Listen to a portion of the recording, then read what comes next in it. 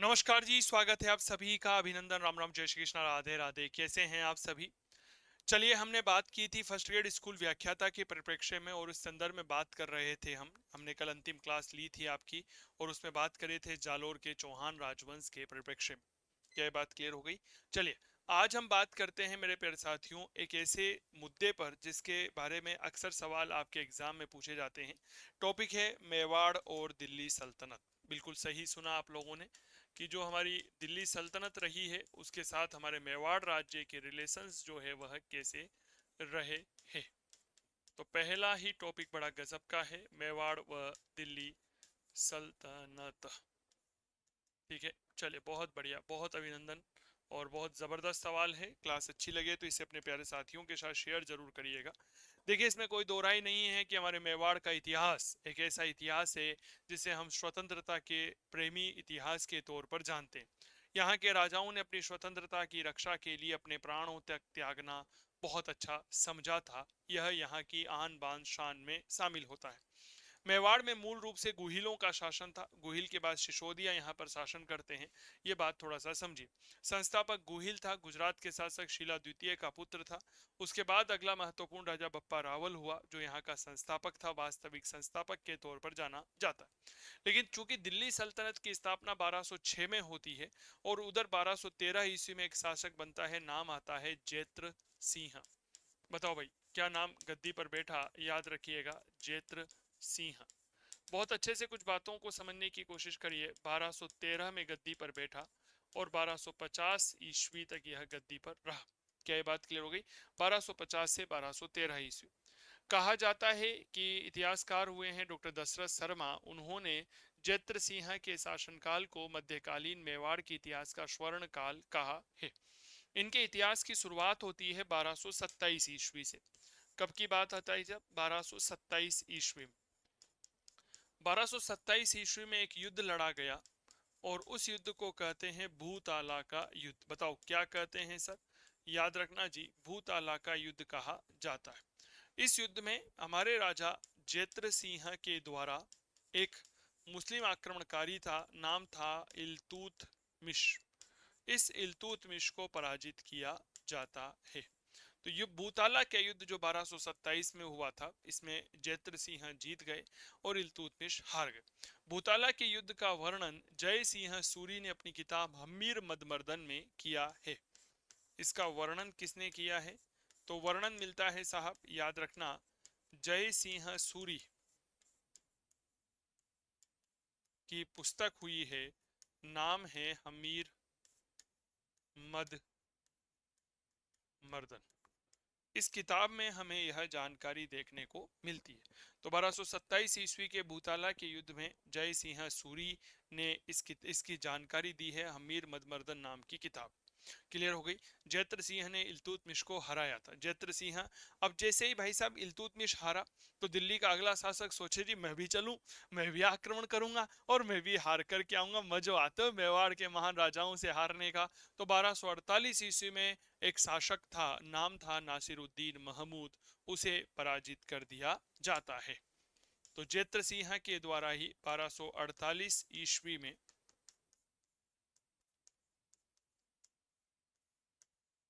दिल्ली के शासक, और इस दिल्ली के शासक का नाम क्या था? तो याद रखना, नाम आता है नासिरुद्दीन महमूद। बताओ भाई क्या नाम आता है? तो भैया नासिरुद्दीन महमूद को पराजित किया। क्या ये बात क्लियर हो गई? किसे पराजित किया? नासिरुद्दीन महमूद को यहाँ पर पराजित कर देते हैं। और यह कौन था? दिल्ली का राजा था। नासिरुद्दीन महमूद वही व्यक्ति है जो कुरान की जो है प्रतिलिपियां हाथों से तैयार किया करता था। क्या ये बात क्लियर हो गई? और उसे बेचा करता था। इसीलिए इसे शाही दरवेश कहा जाता है, दिल्ली का आदर्श सुल्तान कहा जाता है। अब मेरे प्यारे साथियों, जैत्र सिंह का इतिहास कितना गजब का है ना? क्या मैं ठीक कर रहा हूँ? भूताला के युद्ध में इल्तुतमिश को पराजित किया और दिल्ली के शासक नासिरुद्दीन को पराजित किया। यानी कि मेवाड़ का एक ऐसा राजा जिसने दिल्ली के दो राजाओं को पराजित किया। इसीलिए उदयपुर का एक चिरवा अभिलेख है, उस चिरवा अभिलेख में जैत्र सिंह को प्रलय मरुत सदृश्य कहा गया है। मरुत होता है रेत, रेत में उड़ने वाली जो आंधी होती है उसके समान यहाँ कहा गया है। डॉक्टर गौरीशंकर हीराचंद ओझा ने जैत्र सिंह को रण रसिक कहा है। रण रण यानी कि युद्ध, और रसिक का मतलब प्यार करने वाला, यानी कि युद्ध को प्यार करने वाला। जैत्र सिंह की मृत्यु के बाद में 1250 से 1273 ईस्वी तक इसका पुत्र तेज सिंह गद्दी पर रहा। तो अगला महत्वपूर्ण राजा कौन बना भाई साहब, याद रखना, तेज सिंह। ठीक है, और तेज सिंह 1250 में गद्दी पर बैठा और यह मूल रूप से 1273 ईस्वी तक गद्दी पर रहा। तेज सिंह के बारे में एक बात याद रखिएगा कि इसने बलबन को पराजित किया था।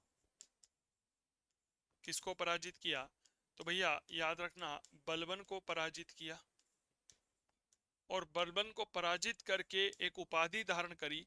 उपाधि थी परम भट्टारक महाराजाधिराज परमेश्वर की। याद करो, दिल्ली के सुल्तान जो है ना भाई साहब, इनका एक ही उद्देश्य रह गया था जीवन का। क्या उद्देश्य रह गया था कि चलो चलो बेटा है क्या, बैठे बैठे करना है क्या, करें कुछ काम, चलो करते हैं मेवाड़ पर आक्रमण। ठीक है, और जैसे ही भाई साहब मेवाड़ पर आक्रमण करते तो मेवाड़ के प्रतापी राजा ने पकड़ पकड़ करके कूटते। तो मेरे दोस्त बलबन को पराजित किया और पराजित करके एक उपाधि धारण करी, डेट्स कॉल परम भट्टारक महाराजाधिराज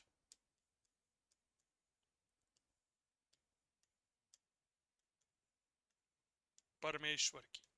कौन सी उपाधि धारण करी, तो परम भट्टारक महाराजाधिराज परमेश्वर की उपाधि तेज सिंह धारण कर लेता। किसको पराजित करने के बाद, दिल्ली के शासक बलबन को पराजित करने के बाद। अब चूंकि हमारा टॉपिक बड़ा गजब का है, टॉपिक क्या है मेरे प्यारे साथियों, टॉपिक है जी मेवाड़ और दिल्ली सल्तनत। तो बीच में इनकी सांस्कृतिक उपलब्धियों का कोई हम चर्चा नहीं करेंगे। नहीं तो तेज सिंह के शासनकाल में ही 1260 ईस्वी में आहड़ एक जगह होती है उदयपुर में, ठीक है, इसी आहड़ में कमल चंद्र के द्वारा श्रावक प्रतिक्रमण सूत्र चूर्णी नामक ग्रंथ का चित्रांकन किया गया, और यह ग्रंथ मेवाड़ चित्रशैली का पहला चित्रित ग्रंथ माना जाता है। वर्तमान में यह श्रावक प्रतिक्रमण सूत्र चूर्णी ग्रंथ जो है वह अमेरिका के बोस्टन संग्रहालय में रखा हुआ है। तो इसके बारे में भी चर्चा कर सकते थे, लेकिन चूंकि हमारा टॉपिक ही अलग है तो कोई महत्व यहाँ पर नहीं बनता है। क्या ये बात क्लियर हो गई। चले, इसके बाद अगला राजा 1273 में गद्दी पर बैठा, नाम आता है समर सिंह। बताओ भाई अगला राजा कौन गद्दी पर बैठा, तो मेरे दोस्त याद रखना जी, समर सिंह। ये समर सिंह वही है जो रावल रतन सिंह के पिताजी हैं, ठीक है ना। 1273 में गद्दी पर बैठे और 1302 ईस्वी तक यह गद्दी पर शासन करते हैं, ठीक है। समर सिंह ने 1399 ईस्वी के आसपास की बात है, 1299 ईस्वी के आसपास की बात है, यह अलाउद्दीन के दो सेनापति उलूग खान और नुसरत खान को पराजित कर देते हैं। ठीक है, 1299 ईस्वी में याद रखिएगा अलाउद्दीन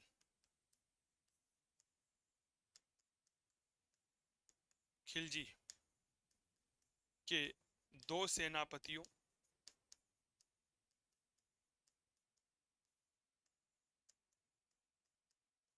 उलूग खान व नुसरत खान को हराया। क्या ये बात क्लियर हो गई, इन दोनों को पराजित कर दिया। मेरे प्यारे साथियों, यहाँ पर एक बड़ी गजब की बात आप यहाँ पर देखिए, क्या देखिए कि सबसे पहले गद्दी पर जैत्र सिंह 1213 में गद्दी पर बैठे, 1250 तक रहे। 1226 में भूताला का युद्ध हुआ, इल्तुतमिश को हराया।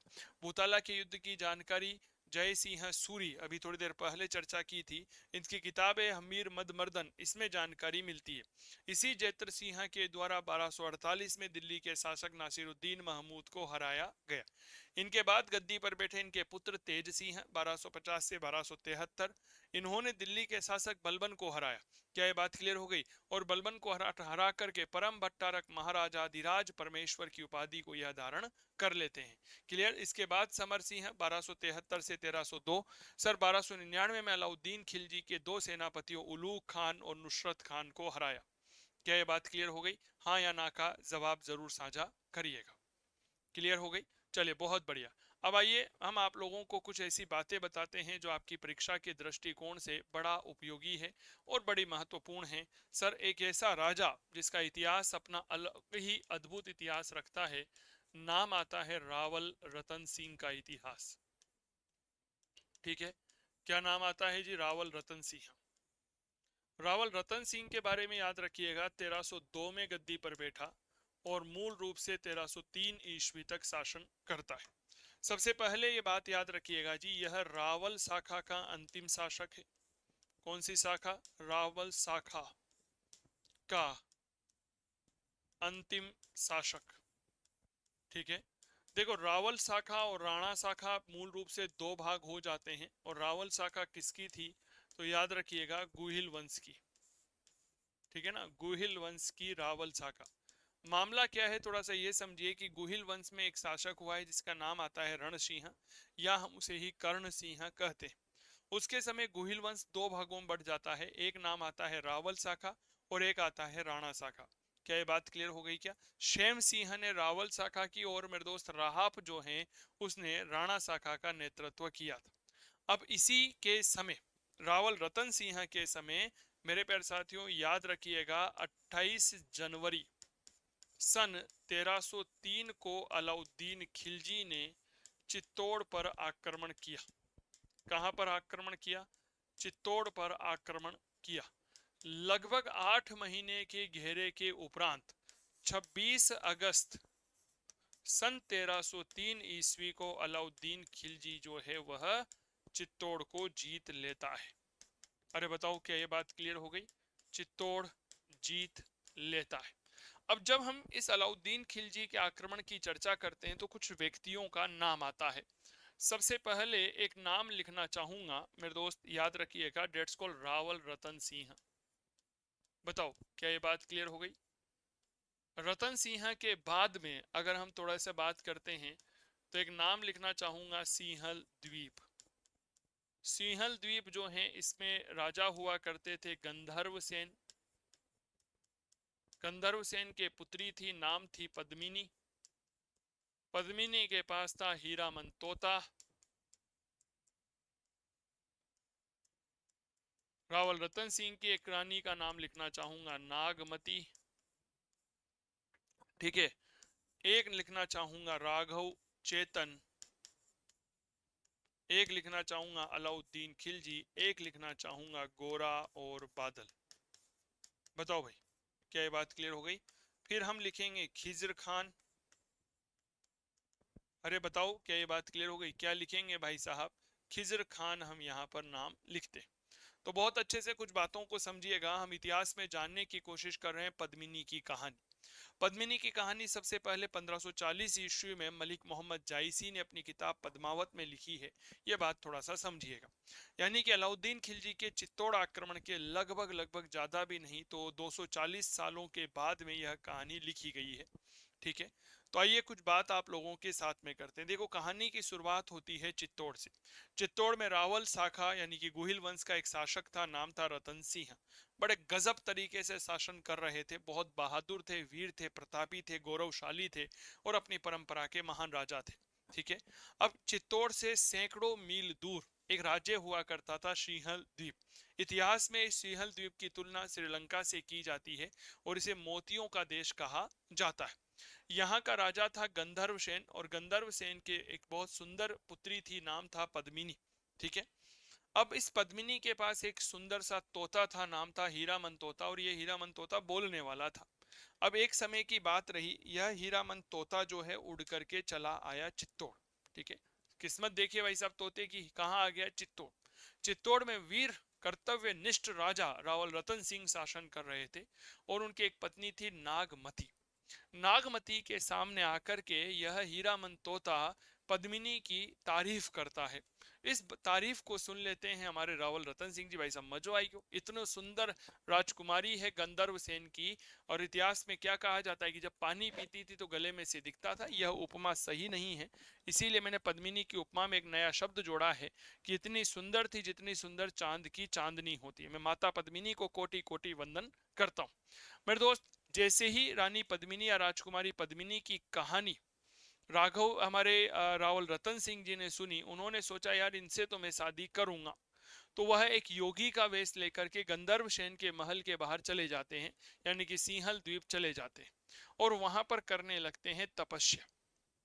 गंधर्वसेन को शक हुआ कि भाई ये व्यक्ति कौन है जो योगी के वेश में यहाँ आकर के तप कर रहा है।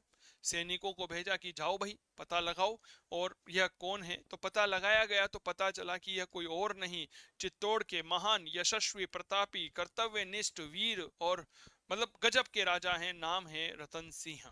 और यह आपकी पुत्री पद्मिनी से विवाह करने आए हैं। गंधर्वसेन ने कहा वाह, अहो भाग हमारे, देवता द्वार पधारे। यह बात कही, भगवान द्वार पधारे, प्रभु द्वार पधारे, ईश्वर द्वार पधारे। गंधर्व सेन ने बड़ी जोरदार तरीके से रावल रतन सिंह का महल में स्वागत किया और धूमधाम के साथ अपनी पुत्री पद्मिनी का विवाह कर दिया रावल रतन सिंह के साथ। रावल रतन सिंह पद्मिनी से विवाह करके चित्तौड़ लौटे और चित्तौड़ में जगह जगह रावल रतन सिंह और राजमाता पद्मिनी के विवाह की चर्चा होने लगी। इन्हीं के दरबार में एक तांत्रिक रहा करता था, नाम था राघव चेतन। कौन था जी? तांत्रिक था, तंत्र विद्या का सिद्धस्त था। इस बात का पता चला मेरे दोस्त रतन सिंह को, तो रतन सिंह ने राघव चेतन को देश निकाला दे दिया कि चले जाओ मेरे दरबार से। राघव चेतन नाम का तांत्रिक भाई साहब अपना अपमान सहन नहीं कर सका, ठीक है, वह चला गया अलाउद्दीन खिलजी के पास दिल्ली। दिल्ली जाकर के अलाउद्दीन खिलजी को मोटिवेट करता है कि हे शासक, हे राजा, हे सुल्तान, तुम्हारे पास सब कुछ है, तुम्हारे हीरे में कहीं सारे मोती है पर एक मोती नहीं है। अलाउद्दीन ने कहा कौन सा मोती नहीं है भैया, सारे तो हैं। नहीं एक नहीं है जी। बोलो क्या सा नहीं है? बोला चित्तौड़ में बहुत सुंदर रानी है पद्मिनी, वह तुम्हारे पास नहीं है। तो इतिहास कहता है कि इस राघव चेतन नाम के तांत्रिक ने अलाउद्दीन खिलजी को चित्तौड़ पर आक्रमण करने के लिए मोटिवेट किया। अलाउद्दीन खिलजी चित्तौड़ पर आक्रमण करता है, योजना बनाता है और आक्रमण कर देता है। 28 जनवरी 1303 की यह बात है। आता है, चित्तौड़ पर आक्रमण कर देता है। मेरे प्यारे साथियों, जब चित्तौड़ पर आक्रमण किया गया तो उस समय चित्तौड़ को जीतना मुश्किल था। परिणाम स्वरूप राघव चेतन ने सारे गुप्त द्वार बता दिए कि यहाँ से करो, लेकिन फिर भी अलाउद्दीन खिलजी सफल नहीं हो पाया। अब कहानी में ट्विस्ट आता है। अलाउद्दीन खिलजी रावल रतन सिंह को लेटर भेजते हैं जी। हाँ जी भाई साहब नमस्कार, आप बहुत बड़े प्रतापी राजा हैं और हमें पता है कि राजपूतों की मेहमान नवाजी बड़ी प्रसिद्ध है। हम तो आपके मेहमान हैं, स्वागत नहीं करोगे हमारा? रावल रतन सिंह ने कहा जी बिल्कुल करेंगे, आओ पधारो, भोजन करेंगे साथ में। तो रावल रतन सिंह के आगम जो हैं उनके द्वारा अलाउद्दीन खिलजी को चित्तौड़ के महल में प्रवेश करवाया गया। खाना खाया भाई ने और फिर अलाउद्दीन खिलजी कहता है जी कि मुझे रानी पद्मिनी को देखना है। भाई साहब जैसे ही यह बात कही गई, तलवारें निकाल ली राजपूतों ने। क्या कहा? तुम्हारी इतनी औकात कैसे हो गई, तुम्हारी इतनी हिमाकत कैसे हो गई, तुम्हारी राजमाता पद्मिनी के बारे में, जो कन्या राजमाता पद्मिनी के बारे में यह बात कैसे कह सकते हो? लेकिन रतन सिंह ने मामले को संभाला, ठीक है। और मेरे दोस्त, तय हुआ कि पानी में पद्मिनी की परछाई दिखाई जाएगी, पद्मिनी की परछाई दिखाएगी। अलाउद्दीन खिलजी ने ठान लिया कि मुझे राजमाता पद्मिनी को प्राप्त करना है। बहुत गजब की घटना है सर, सुनिएगा। अब अलाउद्दीन खिलजी वापस जा रहा था तो रतन सिंह जी से कहता है मुझे बाहर छोड़ने नहीं चलोगे? चलेंगे साहब, मेहमान है जी, हमारे यहाँ परंपरा है कि मेहमानों को बाहर तक छोड़ने जाया जाता है। हालांकि इसके पीछे यह भी है कि भाई साहब कहीं वो मेहमान दोबारा वापस नहीं आ जाए। क्या ये बात क्लियर हो गई? तो मेरे प्यारे साथियों, अब साहब अलाउद्दीन खिलजी को बाहर छोड़ने गए तो रतन सिंह को अलाउद्दीन खिलजी धोखे से कैद कर लेता है, बंदी बना करके दिल्ली ले जाता है और पत्र भेजता है, कहाँ? चित्तौड़, कि तुम मुझे रानी पद्मिनी दो, मैं तुम्हें रतन सिंह दूंगा। पद्मिनी चातुर्य का प्रतीक है, बड़ी बुद्धिमान महिला सर, बेहद बुद्धिमान, शालीन और इतनी ज्यादा इंटेलिजेंट, चातुर्यता का प्रतीक है सर पूरी कहानी। पद्मिनी अपने सामंतों के साथ एक मंत्रणा करती है और निश्चय करती है कि 1600 डोलियों में चित्तौड़ के सैनिक पद्मिनी और उनकी सहेलियों का वेश धारण करके दिल्ली जाएगी और एक शर्त रखे जाएगी कि सबसे पहले पद्मिनी जो है वह रतन सिंह से मुलाकात करेगी। ठीक है साहब, मामला तय हो गया। अलाउद्दीन ने कहा जी स्वागत है आपका, ठीक है। अब इसके बाद की कहानी को थोड़ा सा इस तरह समझिए। दिल्ली गए साहब, कौन गए? हमारे मेवाड़ के सैनिक दिल्ली जाते हैं, ठीक है, महिलाओं के वेश में थे। दिल्ली में अलाउद्दीन खिलजी की कैद से, याद रखिएगा, रतन सिंह को छुड़ाया, चित्तौड़ लेकर आए। मार्ग में संघर्ष हुआ। गोरा और बादल दो बड़े महान सेनापति रहे हैं। गोरा कौन था? पद्मिनी का चाचा। बादल कौन था? पद्मिनी का भाई था। लड़ते हुए वीरगति को प्राप्त हुई। रावल रतन सिंह ने संघर्ष किया, लेकिन दुर्भाग्य से यह भी वीरगति को प्राप्त हो गए। और 26 अगस्त 1303 को अलाउद्दीन खिलजी ने चित्तौड़ पर अधिकार कर लिया। राजमाता पद्मिनी के नेतृत्व में 1600 महिलाओं ने जोहर की अग्नि जलाई और उसमें अपने आप को अर्पित कर दिया। यह मेवाड़ के इतिहास का पहला जोहर माना जाता है, यह बात याद रखना। तारीख 26 अगस्त 1303 है। अलाउद्दीन खिलजी ने जब चित्तौड़ के किले में प्रवेश किया तब तक सब कुछ जल चुका था, कुछ नहीं बचा था। ठीक है। अलाउद्दीन खिलजी ने कत्ले आम करवाया। खिजर खान जो उसका बेटा था, इसे चित्तौड़ का प्रशासक बनाया और चित्तौड़ का नाम बदल करके इसके नाम पर क्या कर दिया? याद रखिएगा, खिजराबाद कर दिया। क्या ये बात क्लियर हो गई? हाँ या ना का जवाब जरूर साझा करिएगा। तो ये थी पद्मिनी की कहानी, कैसी लगी हमें जरूर बताइएगा। मेरे दोस्त, खिजर खान यहाँ का क्या बन गया जी? प्रशासक बन गया। यहाँ तक कोई समस्या आप लोगों को नहीं होगी, मैं ऐसा मान के चलता हूँ कि चीजें आपकी बहुत अच्छे से क्लियर होनी चाहिए। क्लियर हो गई सर?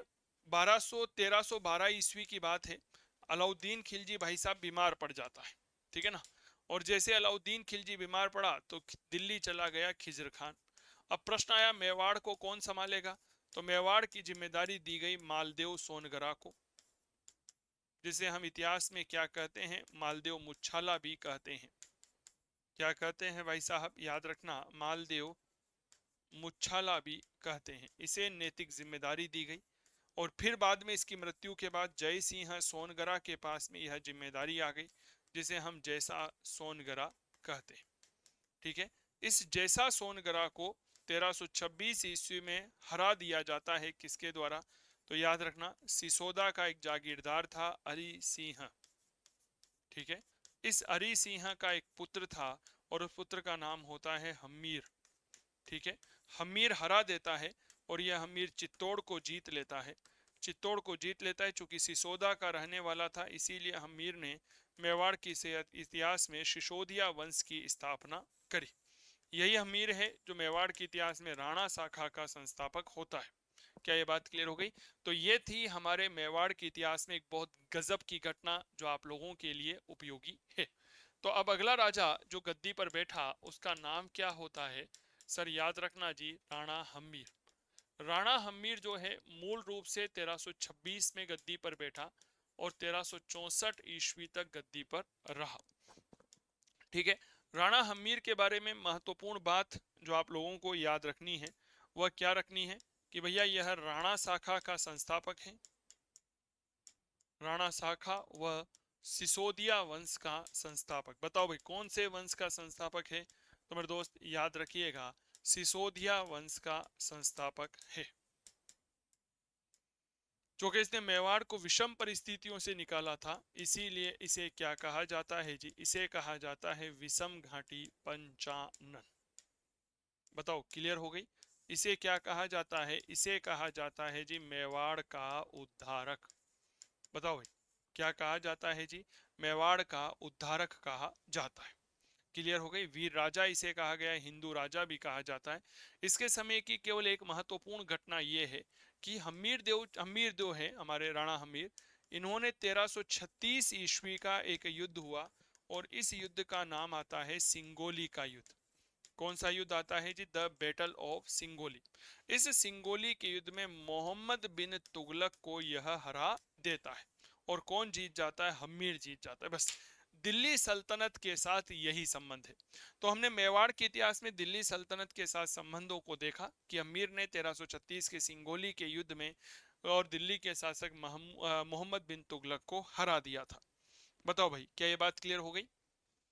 चलिए अब देखो, फर्स्ट ग्रेड स्कूल व्याख्याता की तैयारी करना चाहते हैं तो मेरे दोस्त एक सुनहरा अवसर आप लोगों के लिए है। अवसर क्या है? थोड़ा सा इस अवसर को समझने की कोशिश करिएगा। अवसर ये है मेरे प्यारे साथियों कि हमने काव्य क्लासेस कोटा के यहाँ पर ऐप पर मेरे द्वारा यानी कि चंदू जैन के द्वारा स्कूल व्याख्याता का द्वितीय प्रश्न पत्र का बैच चल रहा है। लाइव फ्रॉम स्टूडियो बैच है, पूर्णतः नवीन पैटर्न पर आधारित है। Live class, doubt clearing session, topic wise test, printable notes है, कंप्लीट कोर्स है, टाइम बाउंड है, useful for all competition exam है। इस कोर्स को आप ज्वाइन कर सकते हैं। अगर आप तैयारी करते हैं आरपीएससी स्कूल व्याख्याता की तो यह कोर्स आपके लिए बड़ा गजब का है। अगर इसके अलावा आप तैयार करते हैं केवीएस, एनवीएस, DSSB आदि भर्ती परीक्षाओं की, तो आपके लिए है। आप बिहार की तैयारी कर रहे हैं, झारखंड की कर रहे हैं, उत्तर प्रदेश उत्तराखंड की कर रहे हैं, इसके अलावा आप मध्य प्रदेश छत्तीसगढ़ की तैयारी कर रहे हैं, महाराष्ट्र की, गुजरात की, हरियाणा की तैयारी कर रहे हैं, तब भी इतिहास विषय का यह कोर्स आपके लिए उपयोगी है। आप इसे ज्वाइन कर सकते हैं 8802060952 मोबाइल नंबर पर कॉल करके। किसी प्रकार की तकनीकी सहायता के लिए हेल्पलाइन नंबर है। इसके अलावा आप गूगल प्ले स्टोर से काव्य क्लासेस कोटा का मोबाइल एप्लीकेशन डाउनलोड करिएगा। ठीक है, चलिए, तो हमने क्या क्या पढ़ा मेरे दोस्त, और लिंक जो है मैंने डिस्क्रिप्शन में दे रखे हैं, आप वहां से डाउनलोड करिएगा। तो मेरे प्यारे साथियों, हमने पढ़ा है आज हमारे इतिहास में दिल्ली सल्तनत के साथ मेवाड़ का संबंध। शुरुआत करते हैं जैत्र सिंह से, थोड़ा सा रिवाइज करते हैं। जैत्र सिंह जो है, उनके द्वारा क्या महत्वपूर्ण कार्य संपन्न किया गया, तो जैत्र सिंह ने 1226 में भूताला के युद्ध में इल्तुतमिश को पराजित किया। ठीक है, और याद रखिएगा 1248 में नासिरुद्दीन महमूद को पराजित कर देते हैं। इसके बाद जैत्र सिंह तेज सिंह गद्दी पर बैठे। क्लियर हो गई, कौन बैठे भाई गद्दी पर? तेज सिंह। अब तेज सिंह के समय एक महत्वपूर्ण घटना यह हुई कि इन्होंने बलबन के जो दिल्ली का राजा था उसे पराजित किया और परम भट्टारक महाराजाधिराज परमेश्वर की उपाधि को धारण किया। समर सिंह गद्दी पर बैठे 1299 में। समर सिंह ने अलाउद्दीन के दो सेनापतियों उलूग खान और नुसरत खान को हराया। रावल रतन सिंह के बारे में हमने पढ़ा कि 28 जनवरी 1303 को अलाउद्दीन खिलजी चित्तौड़ पर आक्रमण कर देता है। 26 अगस्त 1303 को चित्तौड़ को जीत लेता है। ठीक है, राघव चेतन ने अलाउद्दीन खिलजी का सहयोग किया था और इसी समय चित्तौड़ के इतिहास का पहला जौहर रानी पद्मिनी के नेतृत्व में संपन्न हुआ। इसके बाद हमीर, राणा हमीर, और राणा हमीर ने 1336 ईस्वी के सिंगोली के युद्ध में जो है वह मोहम्मद बिन तुगलक को हराया था। तो कैसी लगी आपको यह जानकारी, हमें जरूर साझा करिएगा। आपके साथ कल फिर मुलाकात करूंगा, तब तक बने रहें आप काव्य क्लासेस कोटा चंदू सर की क्लास यूट्यूब चैनल पर। मेरे दोस्त, इसी तरह स्वस्थ रहें, मस्त रहें, तंदुरुस्त रहें और करते रहें इतिहास की बात चंदू जैन के साथ। बहुत बहुत आभार। कोर्स जो है आप काव्य क्लासेस कोटा का मोबाइल एप्लीकेशन डाउनलोड करके इसे ज्वाइन कर सकते हैं। धन्यवाद।